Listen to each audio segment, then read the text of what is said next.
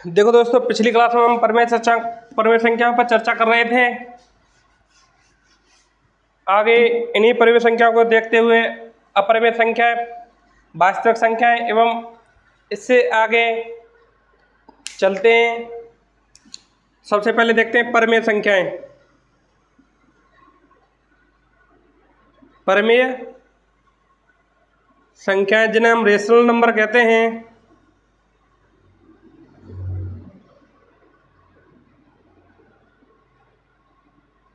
परिमेय संख्याएं वे संख्याएं जिन्हें P/Q के रूप में प्रदर्शित कर सकते हैं, जहां P और Q किसी भिन्न के अंश एवं हर हैं। P कोई भी धनात्मक, ऋणात्मक एवं शून्य पूर्णांक हो सकता है तथा Q धनात्मक एवं ऋणात्मक पूर्णांक हो सकते हैं एवं Q शून्य नहीं हो सकता। तो P एवं Q दो पूर्णांक हैं, कोई दो पूर्णांक हैं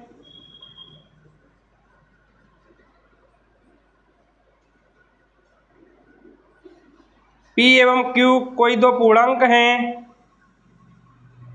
जहां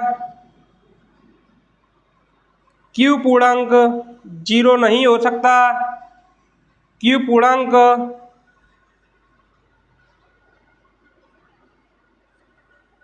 शून्य नहीं हो सकता।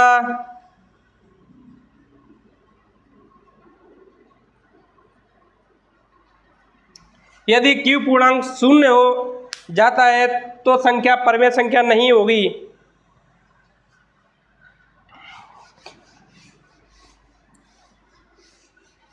परिमेय संख्याओं को आगे देखें तो जैसे 10, 20, 30, 40, 5/2, 6/3, 7/4 आदि संख्याएं परिमेय संख्याएं हैं। जैसे हम देखते हैं कि 10, 20, 30, 40 ये संख्याएं परिमेय संख्याएं P/Q के रूप में नहीं दिखती, लेकिन ये संख्याएं अपने वास्तविक रूप में देखी जाएं तो 10/1, यदि 10 को हम देखें तो 10 न होकर 10/1 भी होता है। इसी प्रकार 20 न होकर 20/1 भी होता है। 30 न होकर 30/1 भी होता है। 40 के साथ 40/1 भी होता है।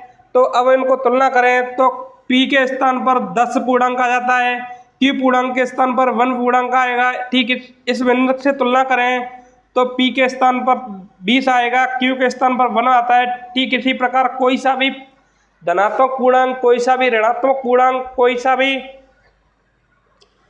धनात्मक पूर्णांक, ऋणात्मक पूर्णांक एवं शून्य भी एक परिमेय संख्या होती है। सभी प्राकृतिक संख्याएं परिमेय संख्या होती हैं, सभी पूर्ण संख्याएं परिमेय संख्या होती हैं, सभी पूर्णांक परिमेय संख्याएं होती हैं एवं सभी भिन्नात्मक संख्याएं भी सभी परिमेय संख्याएं होती हैं। लेकिन वे भिन्न संख्याएं जिनके नीचे Q का मान यदि शून्य होता है वे परिमेय संख्याएं नहीं होती हैं। सभी पूर्ण वर्ग संख्याएं भी परिमेय संख्याएं होती हैं। जैसे किसी संख्या को देखा जाए, अंडर रूट में 44 है, यदि देखा जाए तो अंडर रूट में जैसे 49 है 49, तो इसका वर्गमूल निकालें तो 7 आएगा। 7 को हम 7/1 भी लिख सकते हैं। तो अंडर रूट 49 को हम परिमेय संख्या कह सकते हैं, परिमेय संख्या होती है, परिमेय संख्या होती है। जैसे अंडर रूट में 144 को देखा जाए तो यह भी एक परिमेय संख्या है। इसको यदि सॉल्व किया जाए तो यह 12 आएगा। 12 को हम 12/1 लिख सकते हैं, तो यह P/Q के रूप में बदल जाती है। ठीक इसी प्रकार किसी दशमलव संख्या को देखा जाए, 10.20, 10 इसको 10.20 कह सकते हैं। यह भी एक परिमेय संख्या है। यदि इसको चेंज किया जाए तो 10/100 हो जाएगा। पॉइंट को उठाने पर नीचे 1 लगा के 2 जीरो रख जाएंगे और ये 1020/100 बनेगा। तो ये भिन्न रूप में है, P/Q के रूप में है। तो 10.20 भी एक परिमेय संख्या है। आगे परिमेय संख्या से आगे देखें तो अपरिमेय संख्या आती हैं, लेकिन परिमेय संख्याओं में कुछ और एक पॉइंट और देखें। यदि अंडर रूट में कोई अभाज्य संख्या होती है, जैसे 2, अंडर रूट में कोई अभाज्य संख्या 3, अंडर रूट में कोई अभाज्य संख्या 5 होती है, तो ये संख्याएं कभी परिमेय संख्याएं नहीं होती। ये संख्याएं अपरिमेय संख्याओं की श्रेणी में आती हैं। अगर अंडर रूट 2/3 लिख रहा है, अंडर रूट 3/5 लिख रहा है, अंडर रूट 5/2 लिख रहा है, तो ये संख्याएं भी अब अपरिमेय संख्याओं की श्रेणी में आती हैं। ये संख्याएं कभी परिमेय संख्याएं नहीं होती, क्योंकि यहाँ अंडर रूट 2 अपरिमेय संख्या है, नीचे 3 परिमेय संख्या है। यदि हम इनको देखें तो परिमेय और अपरिमेय का भागफल हमेशा अपरिमेय संख्या होता है। ये लग तो ऐसा रहा है कि परिमेय संख्या हो सकता है, लेकिन ये परिमेय संख्या नहीं होता। हमें विशेष ध्यान से देखना होगा। आगे देखते हैं अपरिमेय संख्याएं। अपरिमेय संख्याएं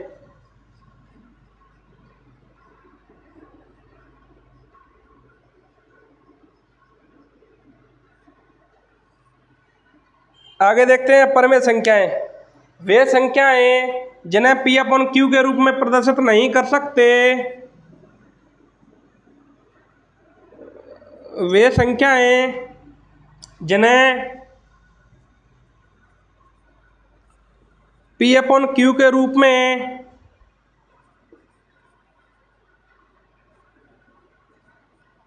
वे संख्याएं जिन्हें P/Q के रूप में प्रदर्शित नहीं कर सकते,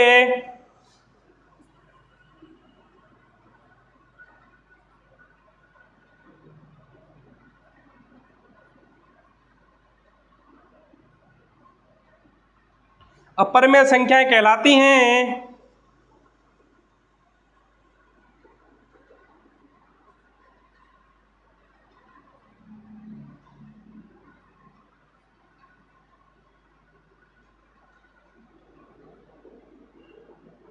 जैसे देखा जाए तो सभी अभाज्य संख्याओं में अंडर रूट में होने वाली सभी अपूर्ण अभाज्य संख्याएं जिनको बोलते हैं सभी, जैसे देखा जाए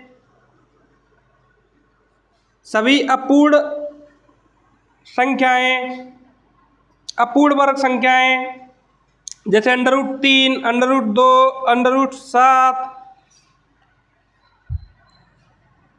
अंडर रूट 11, ये सभी संख्याएं अपरिमेय संख्याओं की श्रेणी में आती हैं। पाई का मान एवं ई का मान भी अपरिमेय संख्याओं की श्रेणी में आता है। यदि 22/7 को देखें तो यह एक परिमेय संख्या होता है। 22/7 परिमेय संख्या होता है, लेकिन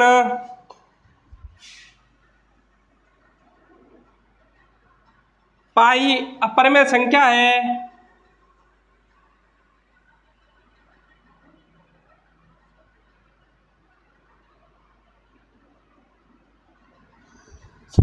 आगे देखें सभी अशांत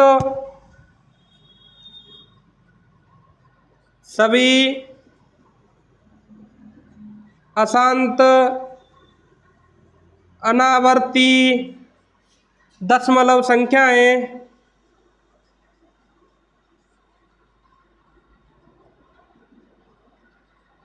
सभी अशांत अनावर्ती दशमलव संख्याएं अपरिमेय संख्याएं होती हैं।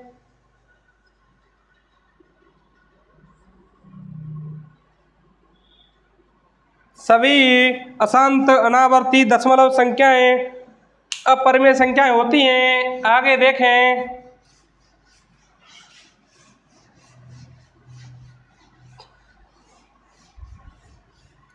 तो वास्तविक संख्याएं, आगे देखें तो वास्तविक संख्याएं वे संख्याएं जो परिमेय संख्या एवं अपरिमेय संख्याओं से मिलकर बनती हैं, अर्थात सभी अपरिमेय संख्याएं एवं सभी परिमेय संख्याएं को मिलाकर समुच्चय बनाया जाए तो वास्तविक संख्याओं का समुच्चय बनता है। वास्तविक संख्याएं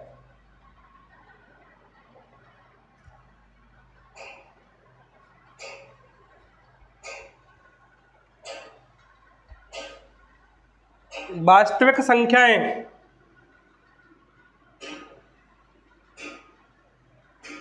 वास्तविक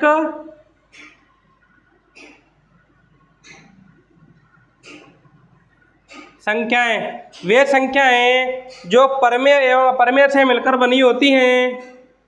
परिमेय संख्याएं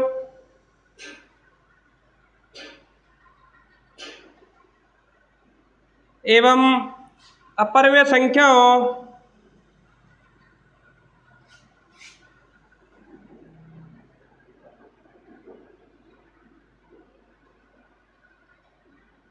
अपरिमेय संख्याओं से मिलकर बनी होती हैं, वास्तविक संख्याएं कहलाती हैं। वास्तविक संख्याओं को r के द्वारा प्रदर्शित करते हैं।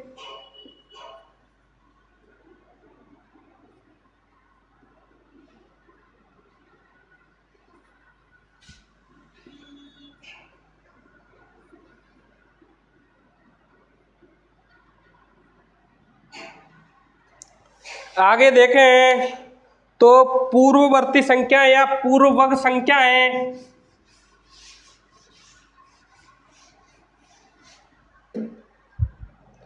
पूर्ववर्ती संख्याएं पूर्ववर्ती या पूर्ववर्ग संख्याएं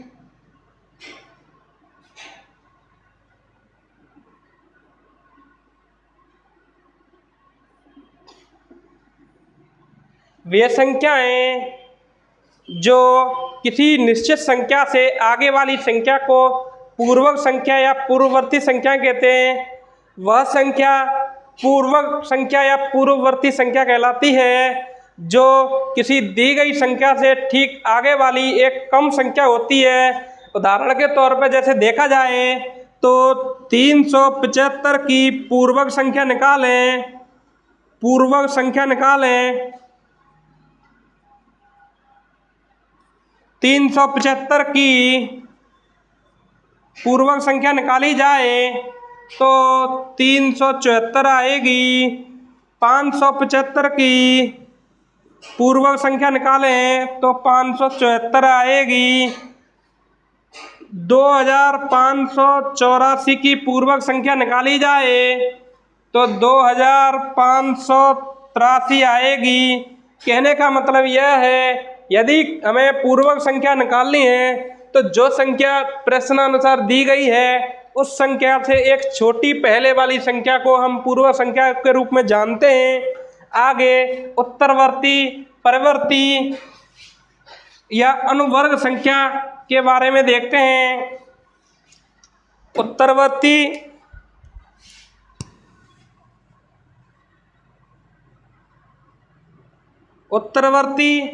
या परवर्ती या अनुवर्ग संख्या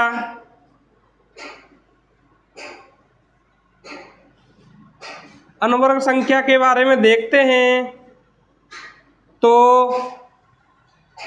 वह संख्या जो किसी दी गई निश्चित संख्या से एक संख्या बाद में एवं बड़ी संख्या होती है। पूर्ववर्ती उत्तरवर्ती संख्या, परवर्ती संख्या या अनुवर्ग संख्या कहलाती है। जैसे कोई संख्या दी गई है 888, इसकी हमें उत्तरवर्ती संख्या निकालनी है। 888 की उत्तरवर्ती या परवर्ती या अनुवर्ग संख्या निकालनी है तो एक संख्या ऐड कर देंगे जिसमें 889 हमारा आंसर हो जाएगा। यदि दे रखा है कि 575 की उत्तरवर्ती संख्या ज्ञात करें तो हमें इसमें एक ऐड कर देना है, 576 हो जाएगा हमारा उत्तरवर्ती संख्या। यदि प्रश्न में दे रखा है कि 375 की उत्तरवर्ती या अनुवर्ग संख्या ज्ञात कीजिए। तो हमें 375 में कुछ नहीं करना, ओनली एक जोड़ना है। तो 376 हमारा अनुवर्ग संख्या निकल आएगी। आगे देखें,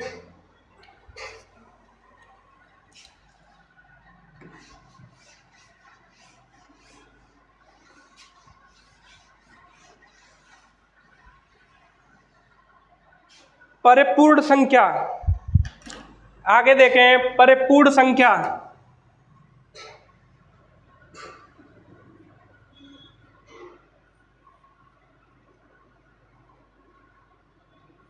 परफेक्ट नंबर।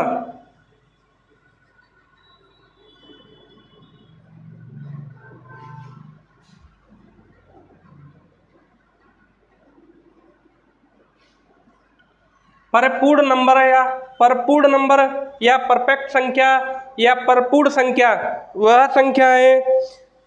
वह संख्याएं जिनके गुणनखंड किए जाएं तो गुणनखंडों का योग अपनी कुल संख्या के बराबर हो जाता है, तो परिपूर्ण संख्या या परफेक्ट नंबर कहलाती है। वह संख्या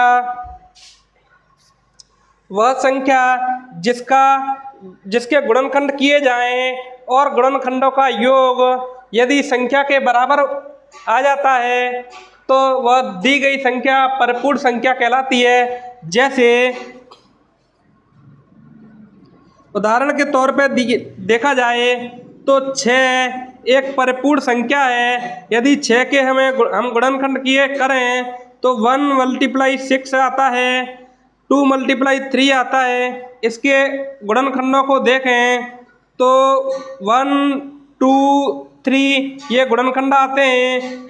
परिपूर्ण संख्या देखते हैं तो केवल उस संख्या वाले गुणनखंड को नहीं देखते, जैसे इसमें 6 दे रखा है तो 6 को ऐड नहीं करेंगे। तो यदि 6 को देखें, 6 के गुणनखंड देखें और इनको ऐड करें तो ऐड करने पर 1 + 2 + 3 = 6 आ रहा है, तो 6 एक परिपूर्ण संख्या होगी। आगे जैसे एक संख्या और है 28। यदि 28 को देखें तो 28 भी एक परिपूर्ण या परफेक्ट नंबर है। 28 के यदि गुणनखंड किए जाएं तो 2 × 14 होता है, 7 × 4 होता है और 1 × 28 होता है। इसमें 28 को शामिल नहीं करते, तो यदि इसके गुणनखंडों को ऐड करें तो 1 + 2 + 7 + 14 + 4 यदि इनको ऐड करें तो 1 + 2 3 हो गया, 3 और 7 11, 11 और 4 15, 1 और 2 3, 3 और 7 10, 10 और 4 14 और 14 28। यदि इन सबको जोड़ा जाए तो 28 प्राप्त होता है, जो कि संख्या के बराबर है। तो हमारा कहने का मतलब यदि परफेक्ट संख्या या परिपूर्ण संख्या होती है तो उसमें जो गुणनखंड दिए जाते हैं उन गुणनखंडों का योग संख्या के योग के बराबर यदि होता है तो हमारी संख्या परफेक्ट नंबर कहलाती है। आगे देखें,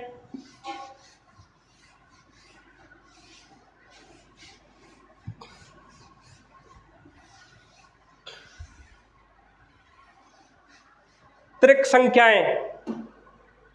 आगे देखें, त्रिक संख्याएं।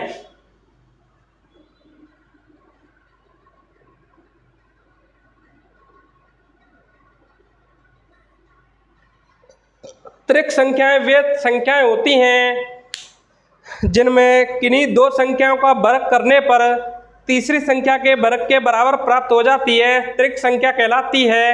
जैसे यदि कोई संख्या 2, 3 और 2, 3, 2 का वर्ग देखें तो 4, 2, 3 नहीं, सॉरी, जैसे त्रिक संख्या के बारे में देखें तो 3, 4 और 5 ये आपस में त्रिक संख्या है, त्रिक नंबर है। जैसे 3 का वर्ग करें तो 9 प्राप्त होता है, 4 का वर्ग करें तो 16 प्राप्त होता है। यदि इनको ऐड करें तो 5 के वर्ग 25 के बराबर प्राप्त हो जाता है, 5 का वर्ग 25, 4 का वर्ग 16, 3 का वर्ग 9। जैसे त्रिक संख्याओं के बारे में हम कहते हैं कि जब किन्हीं दो संख्याओं का वर्ग किया जाए और जोड़ने पर यदि तीसरी संख्या प्राप्त हो जाती है तो इस प्रकार की संख्याओं का समूह त्रिक संख्याएं कहलाती हैं। जैसे 3, 4, 5 यह एक त्रिक संख्या है। आगे देखें, ऐसी अन्य संख्याएं भी प्राप्त होती हैं, कई सारी त्रिक संख्याएं हैं।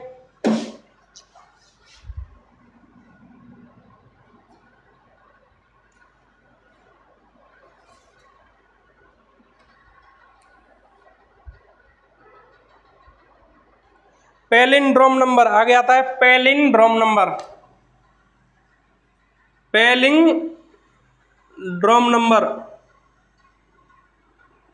पैलिंड्रोम नंबर या संख्या, पैलिंड्रोम संख्या। पैलिंड्रोम नंबर या पैलिंड्रोम संख्या वह संख्या होती है जब किसी संख्या को दाईं ओर से पढ़ा जाए या बाईं ओर से पढ़ा जाए तो संख्या एक ही पढ़ी जाए। जैसे जब किसी संख्या को दाईं ओर से पढ़ते हैं और बाईं ओर से पढ़ने पर संख्या वही प्राप्त होती है तो संख्या पैलिंड्रोम नंबर कहलाती है। जैसे एक संख्या एग्जाम्पल के तौर पर देखें तो 121, जैसे इसको दाईं ओर से पढ़ने पर 121 प्राप्त होता है। यदि इस संख्या को बाईं ओर से भी लिखा जाए और पढ़ा जाए तो फिर भी 121 प्राप्त होता है। जैसे कोई संख्या देखी जाए 3, 4, 5, 4, 3, इस संख्या को यदि दाईं ओर से लिखकर देखा जाए तो 34,543 प्राप्त होता है। यदि इस संख्या को बाईं ओर से अंकों को लिखा जाए, जैसे 3 इधर से ऐड करो, पहले 3 कर लिया, फिर किया 4, फिर किया 5, फिर 4 और फिर 3, तो इधर से भी देखा जाए तो 34,543 पढ़ा जाएगा। यदि दाईं ओर से पढ़े तो 34,543 पढ़ा जा रहा है और फिर इधर से बाईं ओर से लिखने पर भी 34,543 पढ़ा जा रहा है। इसका मतलब यह है कि दाईं ओर से पढ़ने पर और बाईं ओर से पढ़ने पर वही संख्या प्राप्त होती है। जब दाईं ओर से और बाईं ओर से पढ़ने पर वही संख्या प्राप्त होती है तो वह संख्या पैलिंड्रोम संख्या कहलाती है। आगे देखें,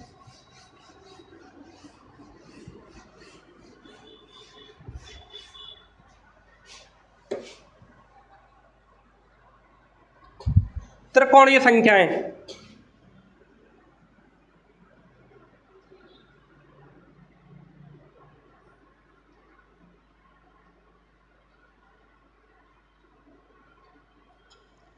त्रिकोणीय संख्याओं के बारे में बात करें तो वे संख्याएं जिनके द्वारा त्रिभुज जैसी आकृति का निर्माण होता है, अर्थात त्रिभुज जैसी संरचना बनाती हैं, त्रिकोणीय संख्याएं कहलाती हैं। दोबारा से देखें, वे संख्याएं जिनके द्वारा त्रिभुज जैसी आकृति का निर्माण होता है अर्थात त्रिभुज जैसी संरचना बनाती हैं, त्रिकोणीय संख्या कहलाती हैं। जैसे देखा जाए तो त्रिकोणीय संख्याएं 1, 3, 6, 10, 15, 21,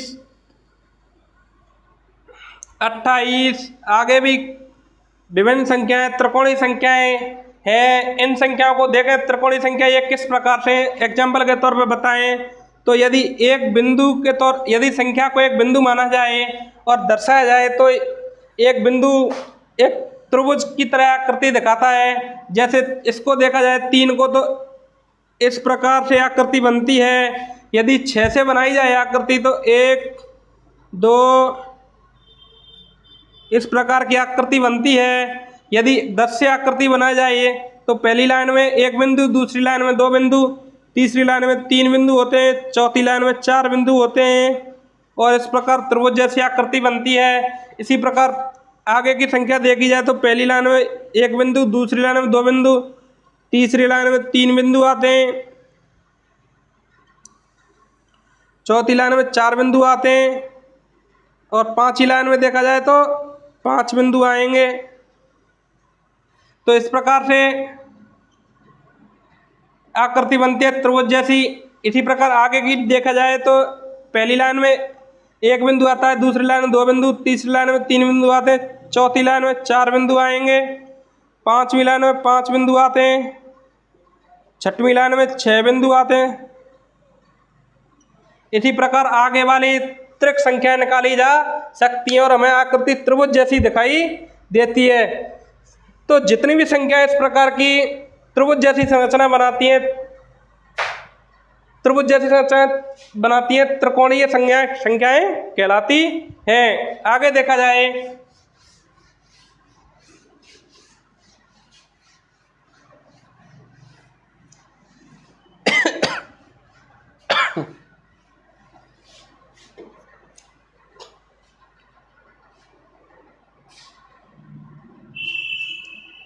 आगे देखते हैं भाजकता के नियम, कुछ महत्वपूर्ण पॉइंट है एक। चलो इसको छोड़ो, इसको आगे देखेंगे भाजकता के नियम वाले टॉपिक को। आगे देखते हैं इकाई अंक निकालना। इकाई अंक कोई दी गई संख्याओं का इकाई अंक निकालना। इकाई अंक ज्ञात करना। देखो, जब एक संख्या दी गई होती है तो हम सिंपल तौर पे उस संख्या का इकाई अंक बता सकते हैं जब संख्याएं दो या दो से अधिक जो ऐड करना, घटाना, मल्टीप्लाई करना एवं डिवीजन के रूप में संख्याएं दी होती हैं। जब दो या दो से अधिक संख्याएं जोड़ के रूप में, गुणा के रूप में, भाग के रूप में, घटाव के रूप में एवं घातांक के रूप में दी गई होती हैं तो उनके इकाई अंक निकालने में बहुत कठिनाई होती है। तो उसका इकाई अंक निकालना सीखते हैं आज। देखो, जब जैसे कि कोई संख्या दी गई है 525 मल्टीप्लाई 276 मल्टीप्लाई 371 का इकाई अंक ज्ञात करो।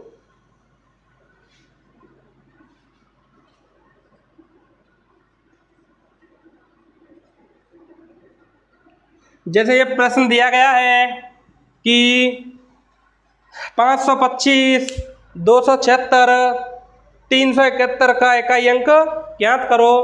तो जब हम इसका इकाई अंक ज्ञात करते हैं तो इकाई अंक ज्ञात करने के लिए हमें कुछ नहीं करना, केवल इसके इकाई अंकों का मल्टीप्लाई करना है। यदि संख्या मल्टीप्लाई में दी गई हैं, यदि संख्याएं, ध्यान देना है, यदि संख्याएं मल्टीप्लाई में दी गई हैं तो हमें ओनली इकाई अंक का, केवल इकाई अंक का मल्टीप्लाई करना है। यदि संख्याएं जोड़ के रूप में दी गई हैं तो केवल इकाई अंकों को जोड़ना है। यदि संख्या घटाव के रूप में दी गई है तो केवल इकाई अंक को घटाना है। यदि संख्या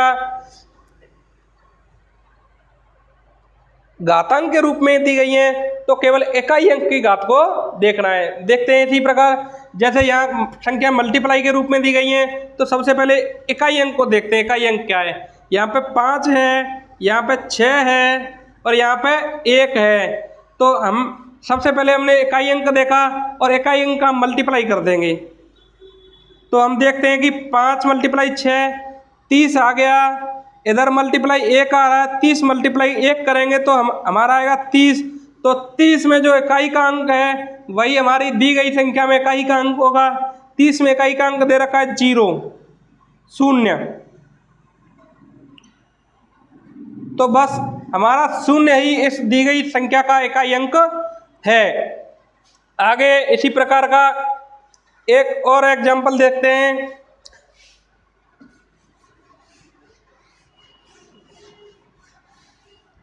जैसे 276 मल्टीप्लाई 323 मल्टीप्लाई 221 मल्टीप्लाई 106 का इकाई अंक ज्ञात करना है।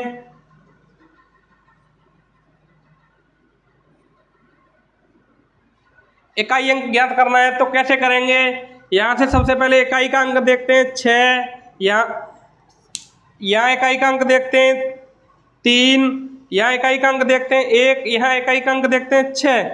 इनका हम जब मल्टीप्लाई करते हैं तो 6 तिया 18, इसका मल्टीप्लाई करते हैं 6 एकम 6।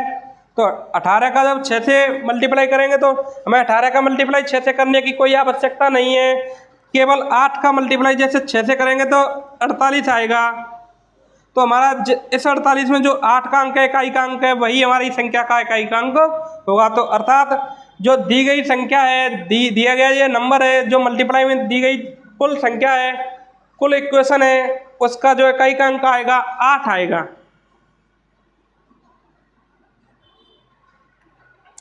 बहुत ही सरल है। यदि समझ में आया हो तो ठीक है, यदि समझ में नहीं आता है तो वीडियो को दोबारा देखें। आगे और देखते हैं। जैसे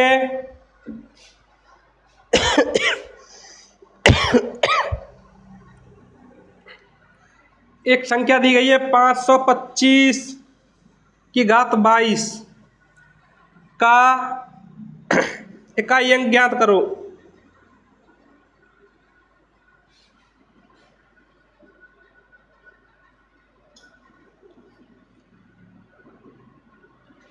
जब इस प्रकार के प्रश्नों को देखते हैं तो हमें बहुत ही कठिन तरीके का नजर आते हैं, लेकिन ये इस प्रकार के प्रश्न बहुत ही सरल हैं।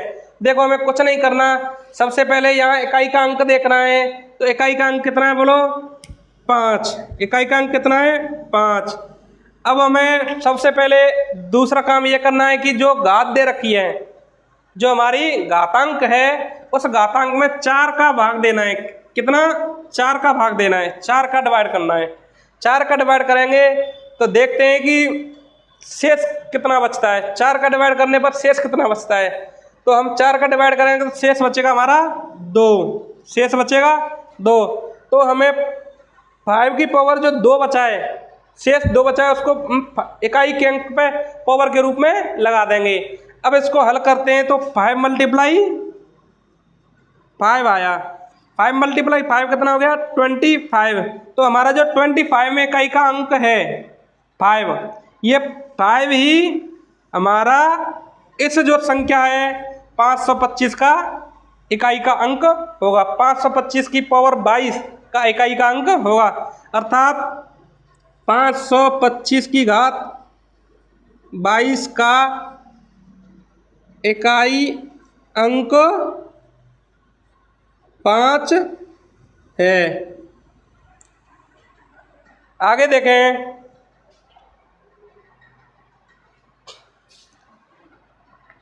आगे और एग्जाम्पल देखते हैं।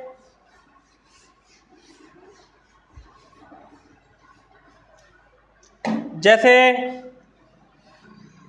727 की पावर 3226 है, इसका इकाई अंक ज्ञात करना है।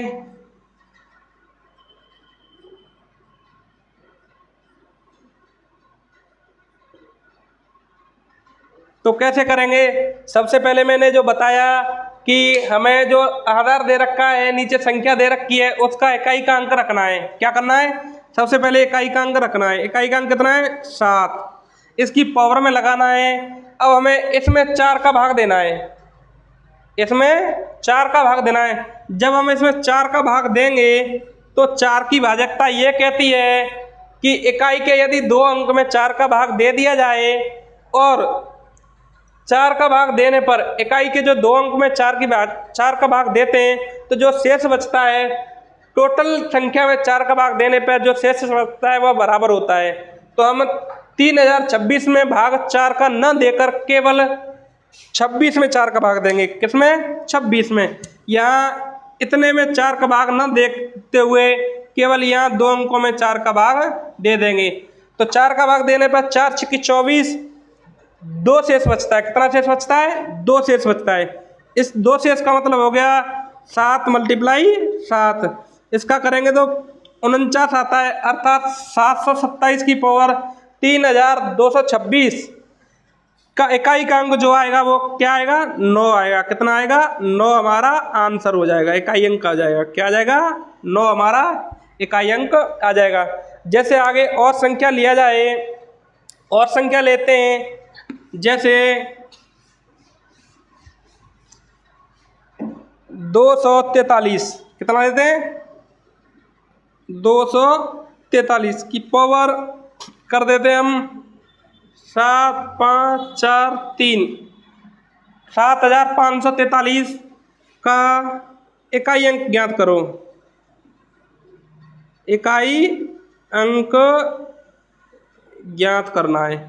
क्या करना है? इकाई अंक ज्ञात करना है। देखो, जब हम इसका इकाई अंक ज्ञात करेंगे तो सबसे पहले हमें क्या करना है, संख्या में जो इकाई अंक दे रखा है उसको लिख लेंगे 3। इसके बाद में हमें क्या करना है, यहाँ के 2 अंक देखने, इसमें 4 का भाग दे देना 2 अंकों में। यहाँ क्या करना है, 4 का भाग। 43 में जब 4 का भाग देंगे तो शेष कितना बचेगा? 3। शेष कितना बचेगा? 3 बचेगा। तो हम इसको जब हल करेंगे, 3 मल्टीप्लाई 3 मल्टीप्लाई 3, 3 तिया 9, 9 मल्टीप्लाई 3 बराबर 27। हमारा इकाई का अंक कितना आ गया? 7। ये हमारा आंसर हो जाएगा। देखो दोस्तों, आगे यदि यहाँ पे शेष 4 बचता है, यदि शेष 4 तो बचेगा नहीं क्योंकि हम 4 का भाग दे रहे हैं, शेष 4 नहीं बचेगा। यदि शेष 0 बचता है, यदि शेष 0 बचता है तो हम क्या करेंगे, उस जो इकाई का अंक है उसकी पावर 4 रख लेंगे। जैसे एग्जाम्पल के तौर पे दूसरा एग्जाम्पल देखें,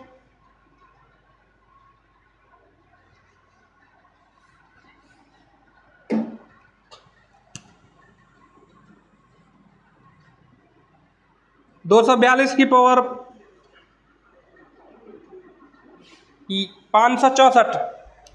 यदि हम इसमें इकाई का अंक देखें तो सबसे पहले 2 इसकी पावर लगाएंगे। अब यहाँ 4 का भाग देंगे तो शेष बराबर 0 बचता है। जब शेष 0 बचता है तो हमें 2 की पावर 4 रखना है। क्या रखना है? 4।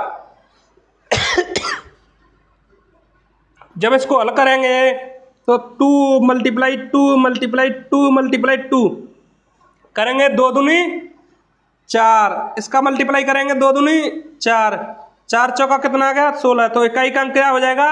6। हमारा आंसर हो जाएगा।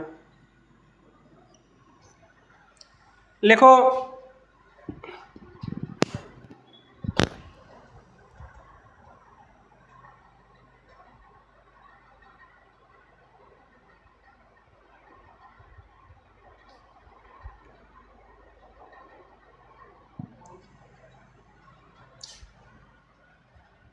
देखो दोस्तों,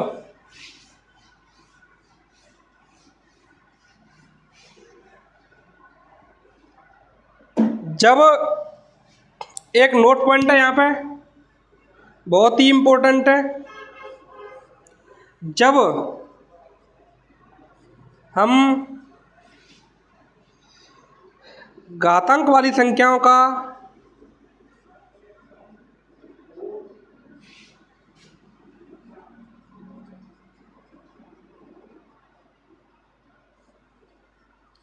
इकाई अंक निकालते हैं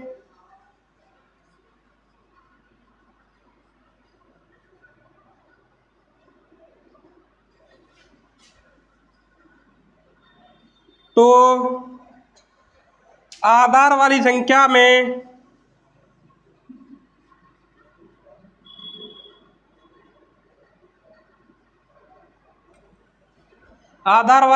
में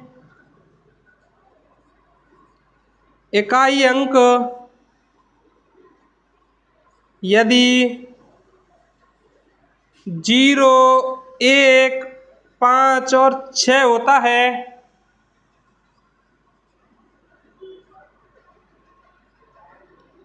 तो घात चाहे कितनी भी हो, घातांक चाहे कितना भी या कुछ भी हो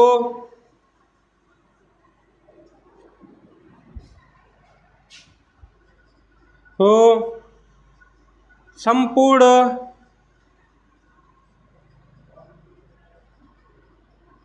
संख्या का इकाई अंक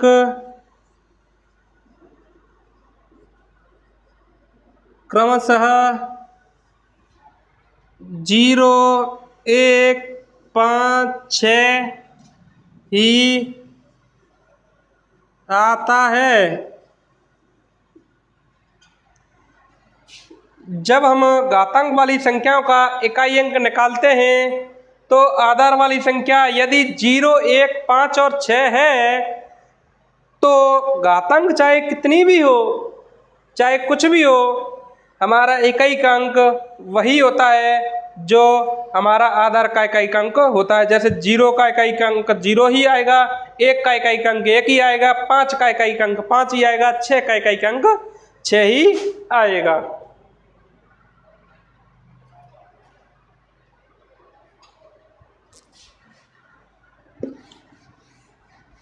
आगे एक क्वेश्चन और देखें।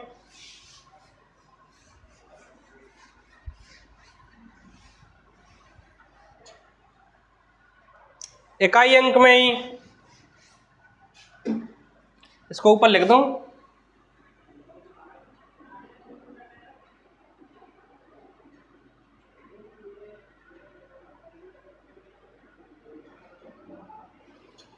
देखो, जैसे factorial 1 plus factorial 2 plus factorial 3 plus factorial 4 plus dash dash factorial 20 factorial का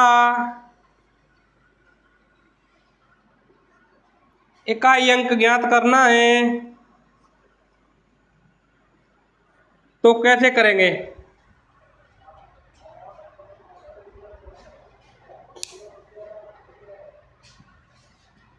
देखो, factorial 1, factorial 2, factorial 3, factorial 4, factorial आगे 5, factorial 6, factorial 7 plus plus plus ऐसे आए और फैक्टोरियल 20 तक दे रखा है तो हमें इकाई का अंक ज्ञात करना है। तो कैसे ज्ञात करेंगे? देखो, फैक्टोरियल 1 का मान देखते हैं। सबसे पहले फैक्टोरियल 1 का मान देखते हैं तो 1 आता है। फैक्टोरियल 2 का मान देखते हैं तो 2 × 1 = 2 आता है। फैक्टोरियल 3 का मान देखते हैं तो 3 × 2 × 1 बराबर 6 आता है। फैक्टोरियल 4 का मान देखते हैं तो 4 × 3 × 2 × 1 × 1 = 6 × 24, 3 दूनी 6, 6 × 24 आता है। फैक्टोरियल 5 का मान देखते हैं तो 5 × 4 × 3 × 4 × 3 × 2 × 1 = देखेंगे तो 24 × 5 = 120 आता है। देखो, 2 × 3 = 6, 6 × 24, 24 × 5 = 120 आता है। आगे देखेंगे फैक्टोरियल 6 का मान देखेंगे तो 120 × 6 720 आएगा।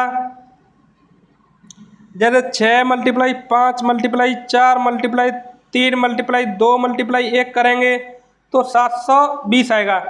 आगे सभी संख्याओं का जब फैक्टोरियल निकालेंगे तो इकाई का अंक 0 ही आएगा। क्यों आएगा इसके बारे में बताते हैं। जब इकाई का अंक 0 होता है तो किसी संख्या का गुणा करने पर, किसी संख्या का जब हम 0 में गुणा करते हैं तो 0 आता है। जब इकाई का अंक 0 होगा और किसी संख्या का उसमें गुणा करेंगे तो हमेशा इकाई का अंक 0 ही आएगा। जब देखें, इसका इकाई का अंक 1 आ रहा है, इसका फैक्टोरियल 2 का इकाई का अंक 2 आ रहा है, फैक्टोरियल 3 का इकाई का अंक 6 आ रहा है, फैक्टोरियल 4 का इकाई का अंक 24 आ रहा है, फैक्टोरियल 5 का 120, इससे आगे 120 मतलब इकाई का अंक 0 आ रहा है। इससे आगे जितनी भी संख्याएं उन सभी का इकाई का अंक 0 आएगा। तो देखो, इसका इकाई का अंक देखें तो 1 आ रहा है, इसका इकाई का अंक देखें तो 2 आ रहा है, इसका इकाई का अंक 6 आ रहा है, 4 का इकाई का अंक कितना आ रहा है? 4 का 4 आ रहा है इकाई का अंक। देखो, 4 का इकाई का अंक 4 आ रहा है। वैसे संख्या तो 24 आ रही है मान दो, लेकिन इकाई अंक कितना आ रहा है? 4। 5 का इकाई का अंक कितना आ रहा है? 0। इससे जितनी भी आगे संख्या आएंगी उन सभी का इकाई का अंक कितना आएगा? 0 आएगा। अब देखो, जब इकाई अंकों को जोड़ेंगे तो इकाई अंक ही हमें प्राप्त होगा। देखो इकाई अंक ज़्यादा से ज़्यादा 2.5 अंक आ जाएगा। 1 + 2 = 3, 3 और 6 9, 9 और 4 13, टोटल कितना हो गया? 13 में 0 जोड़ेंगे तो कोई फर्क नहीं पड़ेगा, 0 आएगा तो 13। इस 13 में इकाई का अंक कितना है? 3। अर्थात ये जो प्रश्न दिया गया है, इस प्रश्न में इस सभी को जोड़ेंगे, इन factorial 1 + factorial 2 + factorial 3 + factorial 4 plus करके फैक्टोरियल 20 तक इकाई का अंक यदि देखेंगे तो क्या आएगा? 3 आएगा। क्या आएगा? 3 हमारा आंसर हो जाएगा। प्रश्न समझ में आया हो तो अच्छी बात है, यदि समझ में नहीं आता है तो वीडियो को दोबारा से देखें।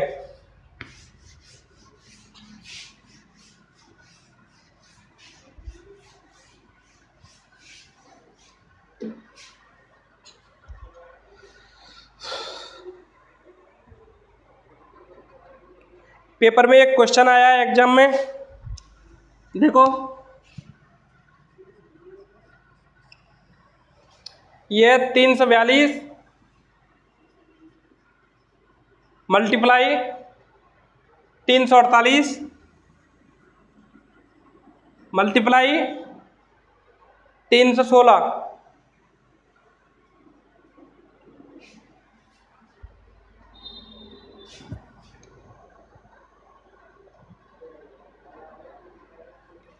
का इकाई का अंक क्या है?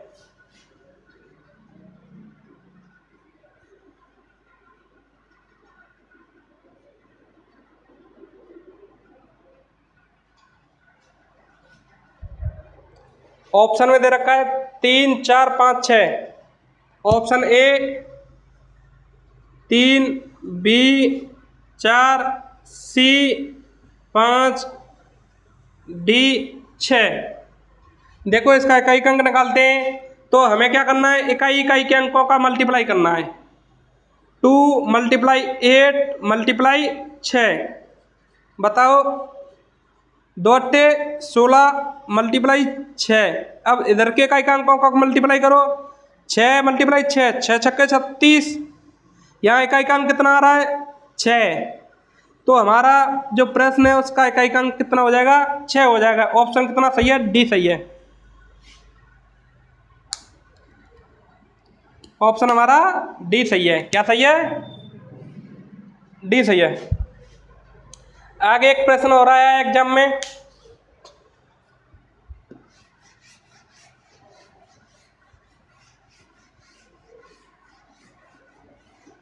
जैसे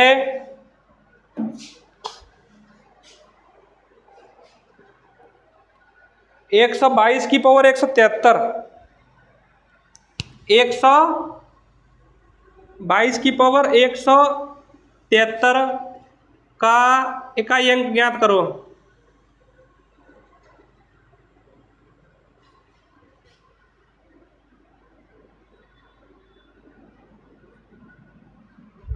ये क्वेश्चन है, ऑप्शन दे रखे हैं 2, option B 4, option C 6, option D 8। देखो जब हम इसका इकाई का अंक निकालेंगे तो सबसे पहले मैंने क्या बताया था? आधार में से इकाई का अंक लो। इकाई का अंक कितना आधार में? 2। इससे इसके बाद में क्या करना है? जो घातांक है उसमें 4 का भाग देना है इकाई के 2 अंकों में, इकाई दहाई के 2 अंकों में। तो जब 73 में 4 का भाग देंगे तो 1 शेष बचेगा। जो यहाँ शेष बचता है भाग देने पर क्या बचता है? शेष कितना बचेगा? शेष 1 बचेगा। शेष कितना बचेगा? शेष 1 बचेगा। जब 1 शेष बचेगा तो इस 1 को हम 2 की पावर 1 पे लिख दें। क्या आएगा? यहाँ 2 आएगा। ये 2 जो आएगा वो हमारा इकाई अंक हो जाएगा। तो इसमें आंसर क्या है? आंसर हमारा ए।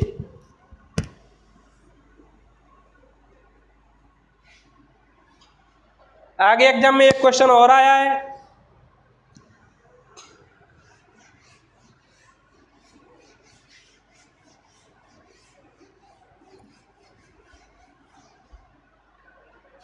एक क्वेश्चन और है एग्जाम में 124 की पावर 372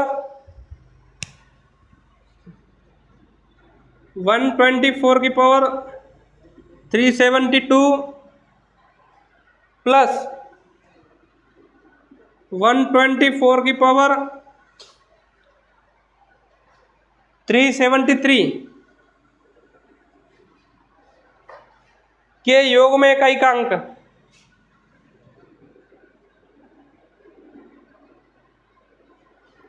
योग में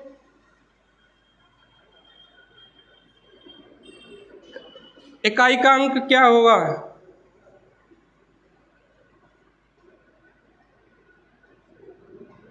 देखो, जब हम इसमें इकाई का अंक निकालते हैं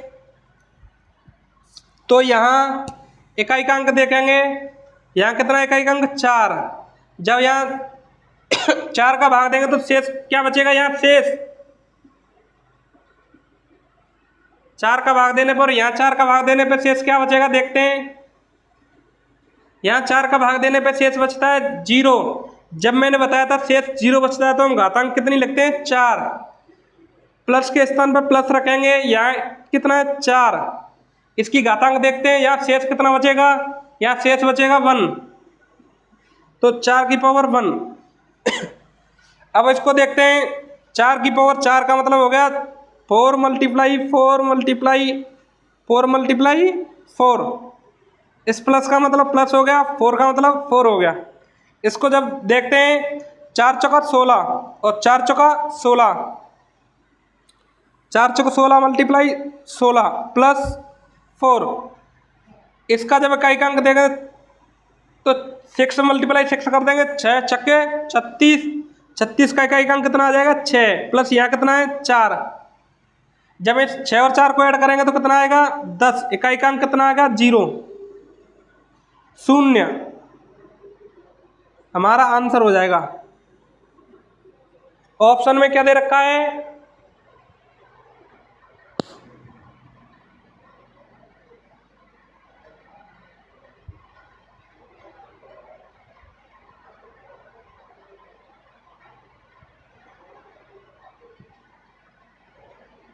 ऑप्शन में दे रखा है 5 4 2 0। ऑप्शन में दे रखा है ए दे रखा है 5, बी दे रखा है 4, सी दे रखा है 5 4 2 और डी दे रखा है 0। तो हमारा उत्तर क्या हो जाएगा? आंसर क्या हो जाएगा? 0। आंसर क्या हो जाएगा? 0। लिखो।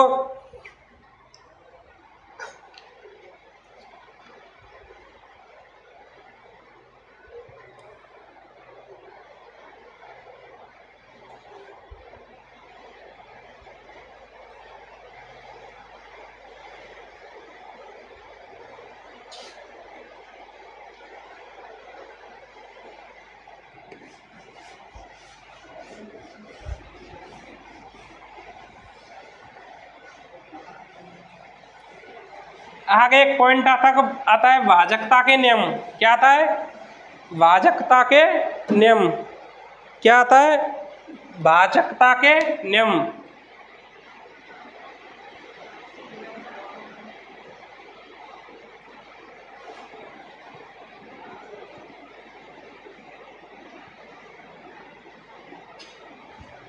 जब भाजकता के नियम, जब हम किसी बड़ी संख्या में भाग देते हैं तो हमें कुछ नियमों का ध्यान रखना पड़ता है।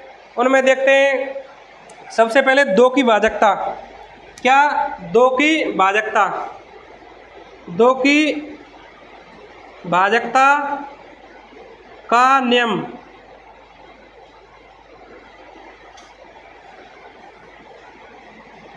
दो की भाजकता का नियम यह कहता है कि जब हम किसी संख्या में 2 का भाग देते हैं तो भाग देने के लिए यदि इकाई का अंक 0 2 4 6 8 है तो 2 का पूरा भाग जाता है। यदि किसी संख्या का इकाई का अंक 0 2 4 6 8 है तो उसमें 2 का पूरा भाग जाता है। यदि हम 4 की भाजकता देखें, 4 की भाजकता का नियम देखें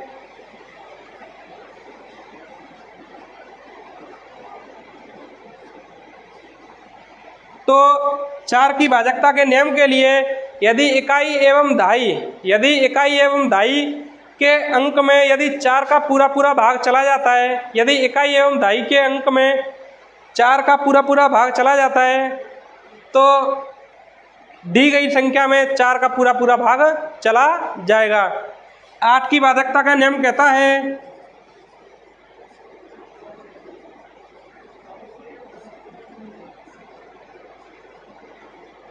8 की भाजकता का नियम कहता है कि यदि इकाई दहाई एवं सैकड़ा में यदि 8 का भाग चला जाता है तो दी गई संख्या में 8 का भाग चला जाएगा।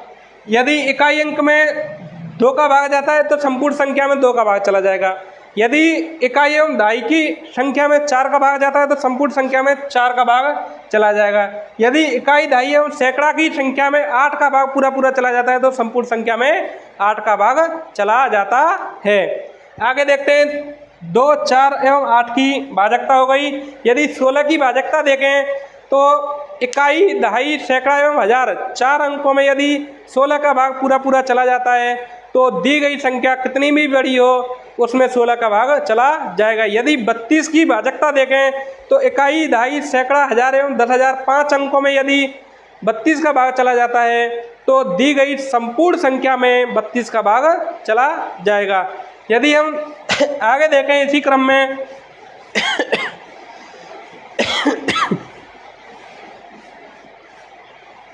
3 की भाजकता, 3 की भाजकता का नियम,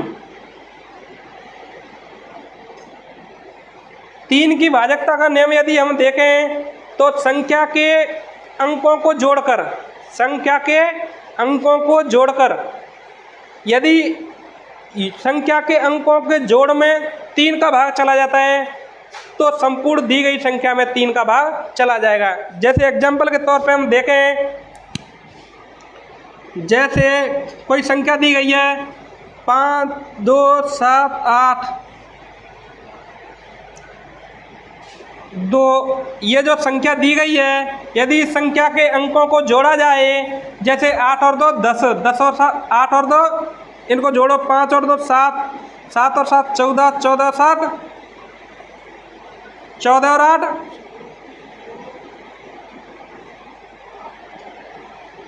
5 और 2 7, 7 और 7 14, 14 और 8 22 और 22 और 2 24, इनको जोड़ने पर 24 आता है। यदि हम 24 में 3 का भाग देते हैं तो पूरा भाग जाता है, पूरा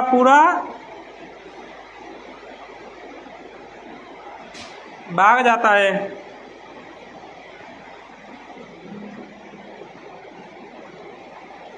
देखो 3 की भाजकता का नियम देखें तो जो संख्या दी गई है यदि इस संख्या के अंकों का योग किया जाए, जैसे 5 + 2 + 7 + 8 + 2 किया जाए, यदि इन अंकों को जोड़ें तो 24 प्राप्त होता है। यदि 24 में 3 का पूरा भाग जाता है, यदि हम देखें भाग देखें तो पूरा भाग जाता है, शेषफल क्या बचता है 0। यदि पूरा भाग जाता है तो दी गई संख्या में पूरा भाग जाएगा। इसको सिद्ध करके देखते हैं। दी गई संख्या में 3 का भाग देंगे, जैसे 52 7 8 2, इसमें 3 का भाग देंगे, 3 एकम 3, क्या शेष बचा 2 बचा, 2 को ऐड करेंगे 22 × 7 21, क्या शेष बचा 1, इसको 7 को ऐड कर लो, 3 5 15, कितना बचा शेष 2 बचा, इसको ऐड कर लो, 3 नाम 27, कितना बचा -1 बचा, इसको ऐड करो 2, 3 चौका 12, कितना शेष बचा 0। इससे ये देखो शेष 0 बच रहा है, पूरा भाग गया है। तो इससे ये सिद्ध होता है कि यदि हम अंकों को ऐड कर लें, और ऐड में यदि 3 का पूरा भाग जाता है तो संपूर्ण संख्या में 3 का पूरा भाग जाता है। यही 3 की भाजकता कहती है। यदि 9 की भाजकता देखें, यदि 9 की भाजकता देखें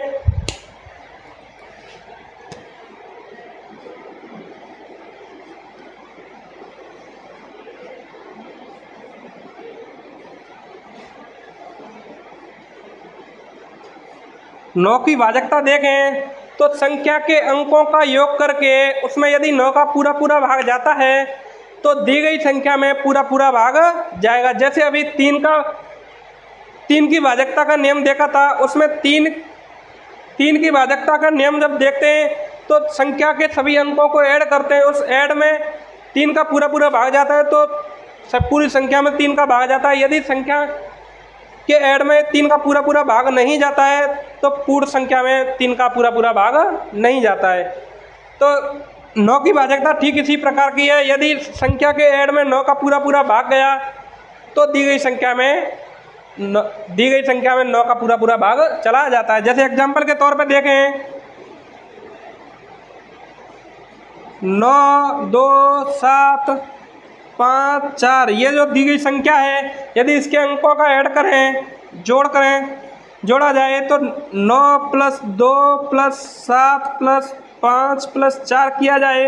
इनको जोड़ के देखते हैं। 9 और 2 11, 7 18, 18 5 23, 4 27। यदि इनका जोड़ किया जाए तो 27 प्राप्त होता है। यदि यह 27 जो जोड़ आया है, यदि ये 9 से पूरा पूरा भाग हो जाता है, पूरा पूरा भाग चला जाता है, देखो पूरा पूरा 3 बार जाता है, शेष 0 बचा है, शेष 0 बचता है। तो जो दी गई संख्या है इसमें भी 9 का पूरा पूरा भाग चला जाता है। भाग दे के देखते हैं 92, 754। देखो इससे यह सिद्ध हो जाएगा कि 9 की भाजकता का नियम सही है। देखो यदि संख्या को ऐड करके 9 का पूरा ऐड में जो 9 का पूरा पूरा भाग देते हैं, यदि भाग पूरा पूरा जाता है, शेष 0 बचता है, तो हमारी संख्या में भी 9 का पूरा पूरा भाग चला जाता है। देखो हम ऐड में सबसे पहले हमने संख्याओं के नंबरों का ऐड किया, अंकों का ऐड में 9 का भाग दिया और शेष हमारा कितना बचा? 0। शेष 0 बचा तो हमने कह दिया कि इस संख्या में 9 का पूरा पूरा भाग जाएगा। तो हम देखते हैं जाता है कि नहीं जाता। 9 का भाग देते हैं, 9 एकम 9, शेष कितना बचा? 0। हमने क्या उतारा? 2 उतारा। 9 में 2 में 9 का भाग नहीं जाएगा तो भाग टूटे के 0 रखेंगे, 27 उतार लेंगे, 9 तिया 27, शेष कितना बचा? 0 बचा। 5 उतारेंगे, भाग नहीं जाएगा, यहाँ 0 रख लेंगे, यहाँ 4 उतारेंगे, 9 छकी 54, क्या शेष बचा बताओ? 0 शेष बचता है। देखो पूरा पूरा भाग जा रहा है। इससे यह सिद्ध होता है कि 9 की भाजकता का नियम सही है।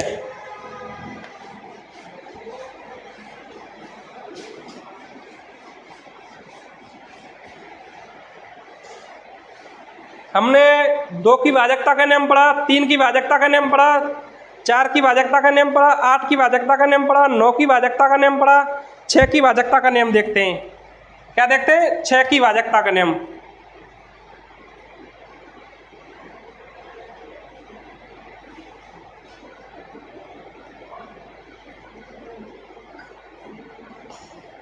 यदि दी गई संख्या में 2 का एवं 3 का भाग चला जाता है तो दी गई संख्या में 6 का भाग भी चला जाता है। 6 की भाजकता का नियम यह कहता है कि यदि जो दी गई संख्या है उस संख्या में 2 का पूरा पूरा भाग जाता है और 3 का पूरा पूरा भाग जाता है तो उस संख्या में 6 का भी पूरा पूरा भाग जाएगा। अब 2 का पूरा पूरा भाग जाने के लिए इकाई के अंक में 2 का पूरा पूरा भाग जाना चाहिए और 3 का पूरा पूरा भाग जाने के लिए संख्या का जो ऐड आता है उसमें 3 का पूरा पूरा भाग जाना चाहिए। जब संख्या के ऐड में 3 का पूरा पूरा भाग जाएगा और इकाई के अंक में 2 का पूरा पूरा भाग जाएगा तो जो संपूर्ण संख्या दी हुई होगी उसमें 6 का पूरा पूरा भाग चला जाएगा। आगे 11 की भाजकता का नियम देखते हैं।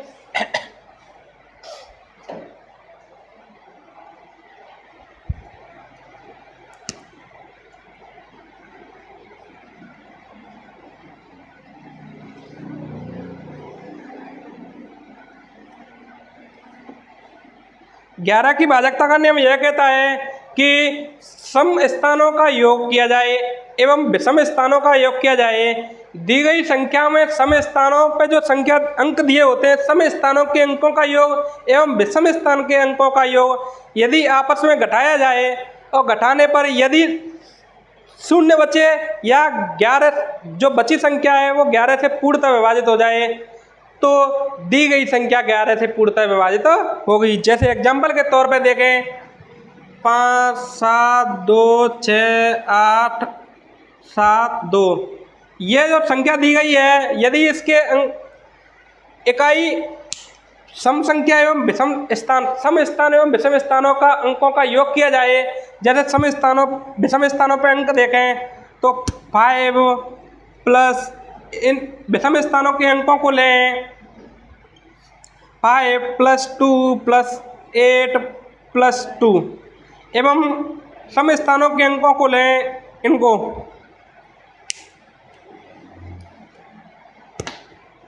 सम स्थानों के अंकों को लें 7 + 6 + 7 इनको आपस में घटाएं तो देखते हैं 5 और 2 7 और 2 9 और 8 17 माइनस इसको देखें 7 और 7 16 7 दूनी 14 और 6 20। ये कितना बचता है -3। चिन्ह को छोड़े तो ये संख्या कितनी बची थी 3। यदि ये 3 0 नहीं है और 11 नहीं है तो यहाँ शेष कितना बचा है 3। तो इससे यह सिद्ध होता है कि जो दी गई संख्या इसमें 11 का पूरा भाग नहीं जाएगा। क्या सिद्ध होता है 11 का पूरा भाग नहीं जाएगा। तो दी गई संख्या में यह दर्शाता 3 जो शेष बच रहा है यह दर्शाता है कि दी गई संख्या में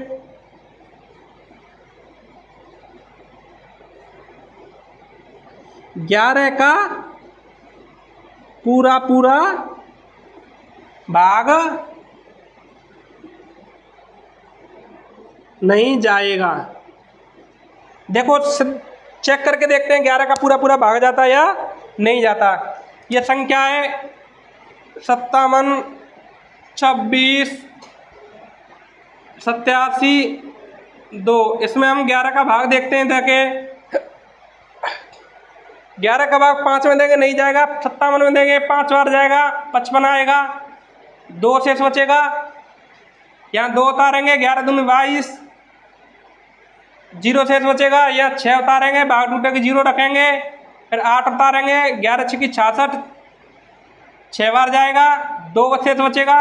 यहाँ से उतारेंगे हम 7, 11 दूनी 22, 2 बार जाएगा, यहाँ से बचेगा 5, फिर 2 उतारेंगे तो 52 में जाएगा, 11 चक 44,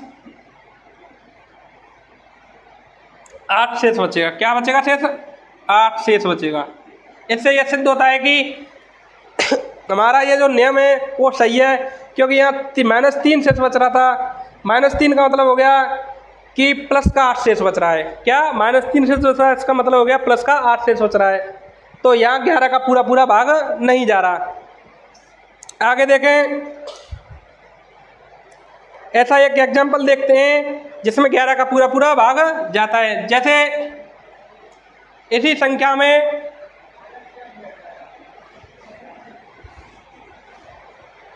हमने 3 और ऐड कर दिया। क्या ऐड कर दिया? 3। अब देखते हैं कि हमारा इस दी गई संख्या में 11 का पूरा भाग जाता है या नहीं जाता।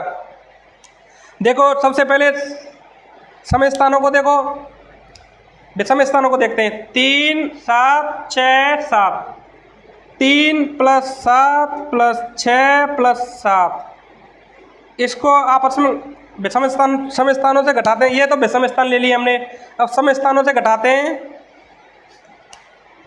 5 2 8 2, 5 + 2 + 8 + 2। देखो घटा के 3 और 7 10 और 6 16, 16 7 23। ये -5 और 2 7, 7 और 8 15 2 17, 15 2 17। इसमें भी शेष बच रहा है, शेष बचेगा तो पूरा भाग नहीं जाएगा। कोई और संख्या देखते हैं, जैसे 5 5 6 6 7 7 8 8। ये संख्या है, ये संख्या है। इस संख्या में देखते हैं 11 का पूरा भाग जाएगा। इसमें 11 की भाजकता का नियम लगा के देखते हैं। जैसे विषम स्थानों पे देखते हैं, ये 5 आ गया, ये 6 आ गया, ये 7 आ गया और ये 8 आ गया। इनको ऐड करेंगे। क्या करेंगे? ऐड करेंगे। इसमें से घटाएंगे 5, 6 प्लस करके 7 प्लस करके 8। देखो 5 और 6 11, 7 18 और 8 26, माइनस करें 5 और 6 11, 11 7 18, 18 7 18 8 26, 26 में 26 गया तो 0। जब शेष 0 बचता है तो 11 का पूरा पूरा भाग जाता है। देखो इस संख्या में 11 का पूरा पूरा भाग जाएगा। इसको हम भाग दे के देखते हैं 11 का। 11 का भाग देंगे तो 5 में जाएगा नहीं, 55 में देंगे। 11 पंजे 55, घटाते हैं 5 बार जाएगा भाग, 0 बचेगा। यहाँ 6 ताल लेंगे, भाग नहीं जाएगा। 0 66, 11 छिंगी 66, 6 बार जाएगा भाग, घटाएंगे 0 बचेगा। 7 उतार लिया, 7 में भाग नहीं जाएगा, 0 रख लेंगे। फिर 7 उतारेंगे, 7 बार जाएगा। 11 7 77 माइनस 0 आएगा। फिर 8 उतार लेंगे, 8 में भाग नहीं जाएगा तो 0 उतारना पड़ेगा। फिर 8 उतारेंगे, 11 8 88, 8 बार जाएगा और शेष हमारा 0 बचेगा। इससे यह सिद्ध होता है कि 11 की भाजकता का नियम भी हमारा सही है। इससे आगे अगले टॉपिक को अगली क्लास में देखते हैं। आज का हमारा टॉपिक यहीं तक पूरा होता है।